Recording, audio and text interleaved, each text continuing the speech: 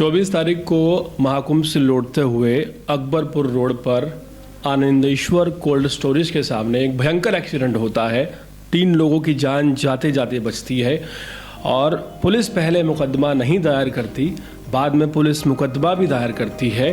Police ये भी कहती है कि मामले की इन्वेस्टिगेशन जारी है। हमला हुआ था या नहीं हुआ था, it is a matter of investigation और पूरे मामले की जांच भी चल रही है। लेकिन यहाँ पर एक शख्स ऐसा है जिसका नाम एजाज़ खान है, जो कथित अपने आप को बॉलीवुड का सेलिब्रिटी खुद ही मान चुका है, जिसे कोई सेलिब्रिटी नहीं समझता। वो शख्स नाज़िया इलाही खान को टारगेट करके अपनी राजनीति चमकाना चाहता है और एक बहुत फेमस आदमी बन जाना चाहता है। सोचिए क्या मानसिकता उस शख्स की रही होगी, जो एक लड़की जिसका हाल ही में एक्सीडेंट हुआ है, महज 3 दिन हुए हैं और वो उस ट्रॉमा से भी शायद बाहर नहीं आई होगी, उसके ऊपर सवाल खड़े करता है और ये कहता है। एक अभी तक कई लोग जो नाज़िया इलाही खान के ख़िलाफ़ हैं या उनसे नफ़रत करते हैं या जिन्हें दिक्कत है उनके विचारों से, वो ये कह रहे थे कि नाज़िया इलाही खान झूठ बोल रही हैं। लेकिन यहाँ पर तो एजाज़ खान उस सीमा को बहुत पार कर चुके हैं। एजाज़ खान भाई साहब क्या कहते हैं कि नाज़िया इलाही खान को गिरफ़्तार करो।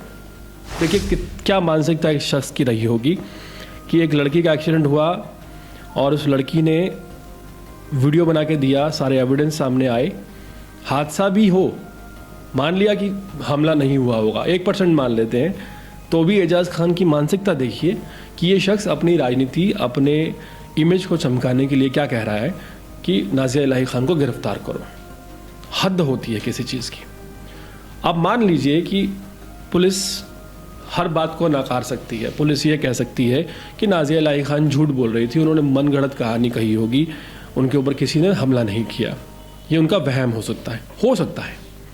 मान लीजिए पुलिस बाकी चीज़ों से भी इनकार करती, लेकिन क्या पुलिस कानपुर देहात की इस बात से इनकार कर सकती है कि जब मौका वारदात पर पुलिसकर्मी पहुंचे उस वक्त 3 लोग गंभीर रूप से घायल थे? क्या पुलिस इस बात से इनकार कर सकती है कि गाड़ी की हालत इतनी ज़्यादा क्षतिग्रस्त थी कि गाड़ी ऑलमोस्ट ख़त्म हो चुकी थी? क्या पुलिस ने इससे पहले इस तरह के गंभीर एक्सीडेंटों में क्या लोगों की जान जाते हुए नहीं देखा? इस बात से इनकार किया जा सकता है? और सोचिए इतना सब होने के बाद, इतने सारे एविडेंस होने के बाद, एक एजाज़ खान जैसा शख्स नाज़िया इलाही खान को क्या कहता है कि इसे गिरफ़्तार कर लो। माना आपके विचार अलग हो सकते हैं, आपके विचार उनसे मेल ना खाते हों, और मेल खा भी कैसे सकते हैं। आप कट्टरपन को सपोर्ट करते हैं, वो कट्टरपन के ख़िलाफ़ जाती हैं। आप हिजाब पहनने के सपोर्ट में आते हैं, वो कहती हैं हिजाब की क्या ज़रूरत है। आप अपने ही धर्म में बिल्कुल अंधे होकर जो भी चीज़ कही जाती है उसको ब्लाइंडली फॉलो करते हैं, लोगों को फॉलो करने के लिए कहते हैं।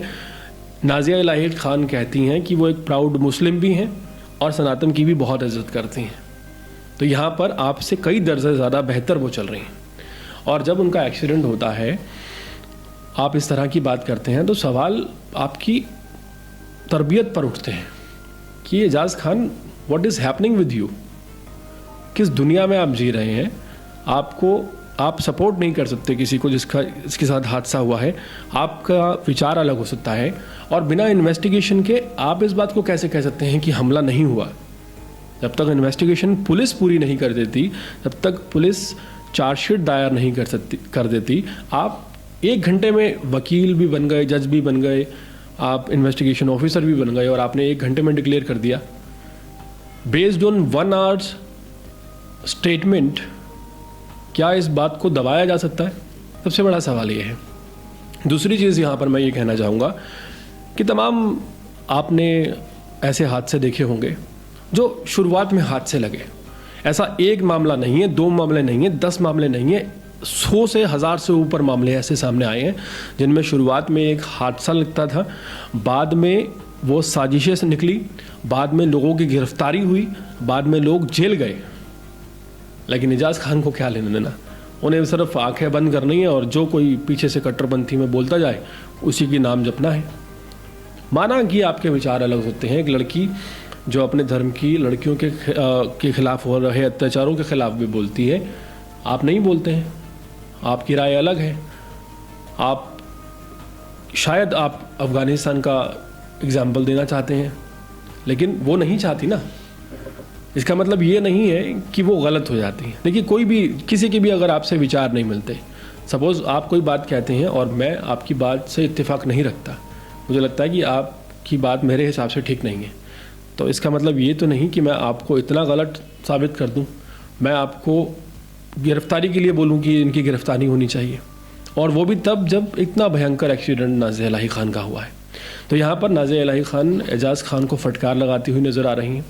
उनके शब्द बहुत बुरे हैं। नाज़िया इलाही खान कोई बहुत अच्छी भाषा का इस्तेमाल नहीं कर रही, और नाज़िया इलाही खान ने जिन शब्दों का इस्तेमाल किया है, मैं लिटरली यहाँ बैठकर उन शब्दों का इस्तेमाल अपने इस प्रोग्राम में नहीं कर सकता। लेकिन मैं यहाँ पर कहना चाहूँगा कि जो लोग जिस भाषा को समझते हैं, कई बार शायद उन्हें वही भाषा समझानी पड़ती है। सोचिए, जब आप अपने आप को नाज़िया इलाही की जगह रख कर देखिए, आपके साथ एक गंभीर एक्सीडेंट हुआ, आप मरते मरते बचे, मौत के मुंह से किसी तरह वापस आ गए। इट मे बी बिकॉज आप एक बहुत पवित्र काम के लिए गए थे, महादेव के चरणों में गए थे, आपने वहाँ पर डुबकी लगाई और आप वापस आ रहे थे, तो शायद आपकी किस्मत अच्छी रही कि आप बच गए। लेकिन एक बार सोचिए कि अगर सपोज़ उस दिन नाज़िया इलाही खान ना बचती, फिर क्या होता। और ऐसे गंभीर मामले पर अपना कोई भी अच्छा सांत्वनापूर्ण रिएक्शन देने से अलग जो एजाज़ खान है, वो महाराज ये कहते हैं नज़र आते हैं कि नाज़िया इलाही खान को गिरफ्तार किया जाए। पूरे मामले पर अपनी राय ज़रूर दें, और इसी तरह की अपडेट जुड़े रहने के लिए देखते रहें अर्पण न्यूज़। बहुत बहुत शुक्रिया।